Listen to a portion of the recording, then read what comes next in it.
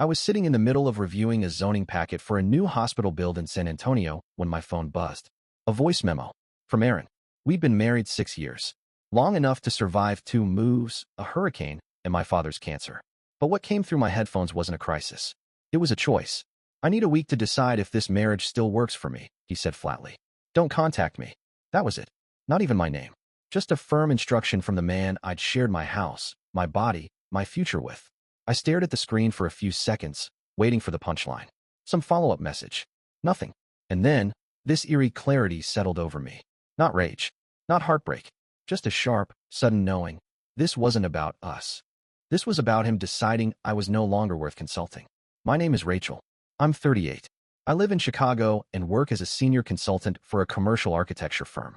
And at that moment, I realized Aaron didn't leave me with a crisis. He left me with an opportunity. I hit record. Take the time you need, I said, keeping my voice even. I'll use mine wisely. It took him 6 minutes to respond. Wait, what does that mean? Rachel? Are you serious right now? I didn't answer. I unplugged my laptop from the dock, pulled up the shared finance folder on our cloud account, and started with the bank. I moved my salary into a solo checking account, locked down the joint savings with a freeze, and reset the password on our brokerage profile. Next was the house. I opened the property file and flagged every utility account in my name: electric, water, Wi-Fi. All of it. Passwords changed. Autopay paused. I grabbed my planner and called Marissa in HR. Hey, this is Rachel. I need to start the documentation process for an optional separation package.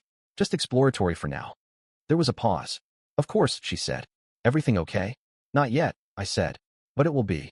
By midnight, I had listed everything we shared: bank accounts, streaming services, even the damn dog's vet portal, and made a spreadsheet of what was his, what was mine, and what needed to be split down the middle. No crying. No bargaining. Just clarity. I remembered our second anniversary dinner. How he joked about how emotional decisions ruin businesses. Maybe he was testing whether I'd beg. But I wasn't running a charity. I was running the numbers. And for once, I didn't tell him. I didn't ask. I just started the quiet, surgical process of disentangling myself from the man who thought he could put me on hold like a podcast. He wanted a week to decide. Fine. I was going to make that week the most productive one of my life. By the time I got home that night, it was almost 10. The condo was quiet. I figured he'd gone to his brother's, or maybe a hotel. He said not to contact him, and I hadn't. So when I opened the door and saw Aaron sitting on the edge of the sofa, scrolling through his phone like he lived there, which, technically, he still did, I didn't say a word.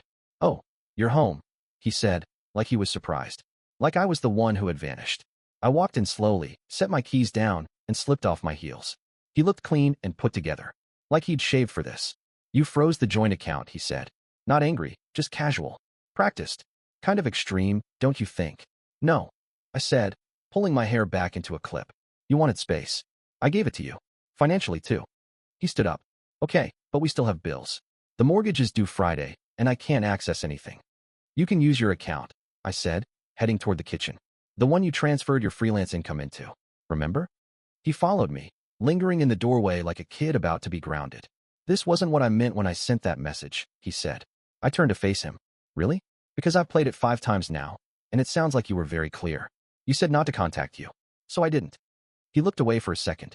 It was supposed to be, I don't know, a pause, a reflection thing. I needed space to think. And I respected that. I said evenly. This gives you a real look at what your life would be without me in it. That's what you wanted, right? He blinked. You're punishing me. No, I said. I'm clarifying the terms. He stepped forward, arms folded. You didn't have to make it so cold. I met his eyes. You didn't have to send a voice memo. Silence. He shifted his weight, his voice softening. I was trying to start a conversation. You didn't start a conversation, Aaron. You issued a command. His jaw clenched. I saw it. The flicker of frustration, the need to win the upper hand again. He couldn't stand that I hadn't begged or panicked. I just think, he said carefully, we should talk before you go nuclear on everything. I'm not going nuclear, I said, walking past him toward my office. I'm planning for all possible outcomes. Wait, so that's it, he called after me. You're just shutting down everything? I paused at my door. You asked for a break. I'm honoring it. Fully. Then I closed the door behind me, locked it, and opened my laptop.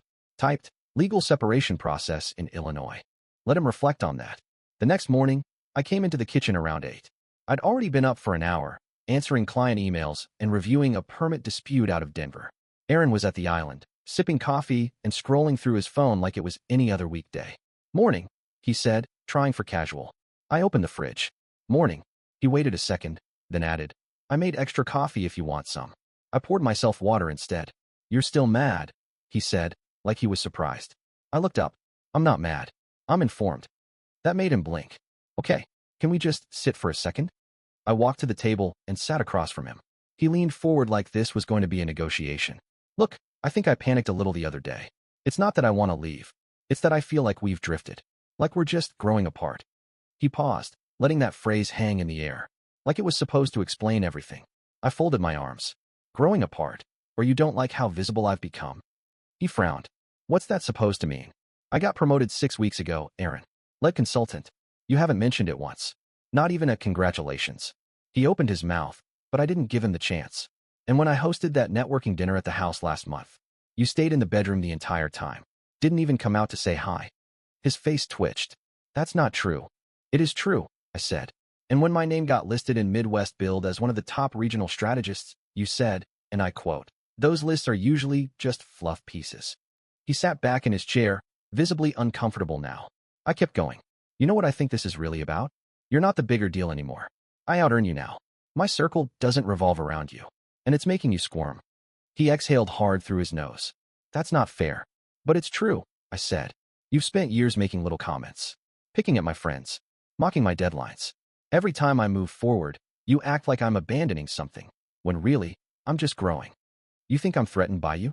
I think you're uncomfortable being with someone who doesn't need your permission to succeed." That shut him up. I pulled a folder from my tote and opened it on the table. "You want to talk about what separation looks like? Let's look at the numbers." He glanced at the spreadsheet I slid across to him. "Without my income, we lose access to the tax credit on the condo. The health insurance is in my name, so you need to apply for COBRA. The Amex points are tied to my login. You don't get those. And the Audi? It's a lease through my firm. I drive it." He stared at the page, his throat moving as he swallowed. "I'm not threatening you, Aaron. I'm just showing you the baseline. You asked for space. This is what space looks like when you remove all the scaffolding I've built around your life." He leaned back in his chair, silent. First time I'd seen him look genuinely unsure. "Finally," he said, "I didn't know you were this ready to walk." I picked up my water glass. "I didn't either. Until you gave me the week to find out." I stood up. "I'm working late tonight. Please don't be here when I get back." 2 days later, I came home around 6:30. My laptop bag was still cutting into my shoulder from the walk up, and all I wanted was a quiet shower and 10 uninterrupted minutes to not make decisions for other people. But the minute I opened the door, I knew something was off. There was music playing in the kitchen, jazz, of all things. A half-empty bottle of white wine sat on the counter, 2 glasses beside it. And Aaron's voice, low, performative, extra-friendly. And the exposed beam design carries through from the original renovation. He was saying, "Really clean lines, right?" I turned the corner, and there they were. Aaron standing near the stove, holding a glass of wine, and a woman perched on a bar stool in some kind of draped sweater that probably cost more than my electric bill. Blonde, smiling too wide, holding a tablet in her lap. "Oh," she said when she saw me. "Hi." Aaron straightened up a little.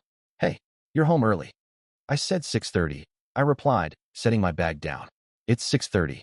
He gave me a tight smile. "Rachel, this is Kendall. She's a design collaborator on the Clarkson bid." Kendall stood and extended her hand. "Hi, I've heard so much about you." I took her hand, shook it once. "All good things, I'm sure." She laughed a little too hard. "Definitely. He says you're the real brains in the house." Aaron glanced at her quickly, as if trying to steer her tone. She seemed oblivious, or maybe just well-coached. "You're in architecture too?" she asked brightly. "Consulting. I work on the policy side, zoning, budgets, that sort of thing." "Oh wow," she said, like it was impressive in theory, but not something she'd actually care about. "That sounds complex." "It is, especially when I come home to strangers in my kitchen." Her smile faltered. Aaron jumped in. Kendall was just dropping off some sketches. We were going over some ideas for the final submission. I nodded slowly. "And you needed wine for that?" He raised an eyebrow. "It's just wine." "I'm sure," I said, walking to the fridge. "I'm guessing this was your idea, Kendall? The visit?" She hesitated. "Aaron said it'd be fine." "Of course he did." I turned, wine glass in hand. "Listen, I don't know what kind of collaborator shows up to a married man's loft with a bottle of Chardonnay and flirty energy, but this isn't a showroom. It's my home." Kendall's face flushed. "I'm sorry," she said quickly. "I should probably get going." "I think that's wise." Aaron opened his mouth, but nothing came out. Kendall packed her things in awkward silence, muttering, "Nice to meet you," before making her exit. The door clicked shut behind her. I turned to him. That was pathetic. "She's just a colleague," he said. "You're overreacting." I stepped closer, lowering my voice. "If she's just a colleague, why did she look like she rehearsed that little performance in the mirror before coming over?" He didn't answer. I picked up my bag and headed to the bedroom. "Next time you try to make me jealous, pick someone who can hold her own. That was embarrassing for both of you." I didn't look back. I didn't need to. He'd lost control of the story, and he knew it. The next morning, I walked into the kitchen and stopped short. There, sitting neatly on the counter between a banana and the French press, was a piece of paper titled in bold font, "Relationship Self-Assessment Worksheet." I stared at it. Printed, stapled, annotated. There were checkboxes, little reflective prompts, even a column for growth actions. Aaron sat at the table, nursing his coffee like it was a peace offering. "Good morning," he said. "Thought we could try something different." I picked up the paper. "Where did you get this?" "Therapy site," he said. "It's from a couple's workbook." I turned a page. "You highlighted questions." "Just a few that I thought were important," he said carefully. "I figured we could each fill it out and compare." I folded the packet in half. "You know what's wild?" I said. "You've ignored every real conversation I've tried to have with you for the last 2 years. But now that things are unraveling, suddenly you want to rebuild with homework?" "It's not homework. It's just a tool." "No, Aaron. It's a prop." I dropped it on the table. "You want to perform growth without actually doing any of it." He pushed his coffee aside, tension creeping into his voice. "I'm trying here, okay? You think I'm manipulating you." "You are," I said flatly. "And badly." He blinked. "That's not fair, isn't it?" I stepped back and crossed my arms. "You gave me a voice memo. You hosted some barely disguised audition with that woman in our kitchen. And now you want a worksheet to steer the narrative?" Aaron looked away. "I just want to understand what you want from me." I pulled out my phone and set it next to the worksheet. "You want to know what I've been doing all week?" He glanced at the screen as I opened a file. Separation Strategy, Draft 1. Monday, I froze all joint accounts. Tuesday, I documented all household assets. Wednesday, I reviewed legal counsel options. And last night, I priced out short-term rentals near my firm's downtown office. He stared at me, quiet. "Still, I've also been backing up texts," I continued, "including the voice memo and screenshots of our financial patterns, in case you want to turn this into something messy, eh?" "I'm not doing that," he said quickly. "Good," I said, "because I am no longer playing defense. I'm building my exit. And I want you to understand something very clearly. This detachment you're seeing? It's not a phase. It's strategy." He slumped back in his chair, like something inside him finally broke loose. Like he finally understood he was no longer steering this. "You really mean it," he said quietly. "You're actually leaving." "No," I said. "You already started that part. I'm just making sure it ends correctly." I picked up the worksheet one more time, glanced at the header, and slid it across the table. "You can keep this, though. Maybe next time, try filling it out before you blindside someone." I walked out, closing the door behind me. For the first time, I heard nothing. No protest. No chase. He knew. Saturday afternoon, I was scrubbing down the stovetop when I heard the front door open. I hadn't invited anyone. Then I heard voices, familiar ones. His mother, his sister, and his best friend Devin. I froze, towel still in hand. Aaron appeared behind them, holding the door like a stage manager calling curtain. "There she is," his mom said, smiling too widely. "Hi, sweetheart. We were just in the neighborhood." Line number 1. Devin gave me an awkward wave. His sister, Tessa, stood with her arms crossed, like she'd already decided whose side she was on. I straightened up. "What is this?" Aaron stepped in. "We just thought it might help to talk. All of us." "So you called a tribunal?" I said, voice even. His mother stepped forward. "Honey, nobody's attacking you. We just think this whole separation talk is premature." I turned to Aaron. "You brought them here to pressure me." "No," he said. "I brought them because you won't talk to me." "You asked for space," I said. "I gave it to you. Don't get mad because I used it better than you did." Tessa jumped in. "Okay, but come on. You're really going to end your marriage over one message? That seems extreme." I looked at her. It wasn't one message. That was just the final straw. Devin cleared his throat. "Look, we're not taking sides. We just thought maybe you'd explain what's going on. Aaron said you froze the accounts and shut down everything." "I did," I said. "Because the man you're here to defend has spent the last week manipulating me instead of having a conversation." Aaron's mom raised her eyebrows. "Manipulating how?" I didn't raise my voice. I didn't cry. I just walked them through it. The voice memo. The space ultimatum. Then 2 days later, I come home to find a woman in my kitchen, flirting, performing. Clearly planted there to test me. Tessa looked at Aaron. "Wait, what woman?" She was just a coworker, he muttered. I kept going. Then the next morning, I wake up to a relationship worksheet printed out like we're in high school. When I called him out, he called me cold. I turned to his mother. This is the man you're defending. Not once has he taken responsibility for minimizing me, mocking my success, or depending on me financially while resenting what I earn. They were all quiet now. I grabbed a stack of papers from the counter and handed them to Devin. That's a breakdown of our finances. I pay 68% of our expenses. His entire lifestyle, groceries, insurance, the car, relies on my income. But I'm the one who needed to prove my value? Aaron opened his mouth. I held up a hand. You told me you needed a week to decide if this marriage still worked. You gave me 7 days to prove I was worth staying for. And when I didn't beg, you panicked. Devin slowly set the papers down. Tessa looked stunned. His mom stared at Aaron, her expression unreadable. You came here to defend him, I said quietly. But not one of you thought to ask what he's really been doing to me. Aaron's mom finally spoke, voice lower now. Aaron, is that true? He didn't answer. I picked up my keys from the counter. Conversation's over. Let yourselves out. I walked past them and out the door, the silence in the room louder than anything they could have said. Sunday was unusually warm for late March. I was on the rooftop terrace, elbow deep in my garden bins, trimming back the dead lavender and resetting the irrigation line. I hadn't slept much, but my mind felt clear, focused. I didn't hear him come up right away. When I looked over, Aaron was standing near the door, hands in his pockets. Not a sound, just watching me like he wasn't sure if he should speak. What now? I asked without looking up.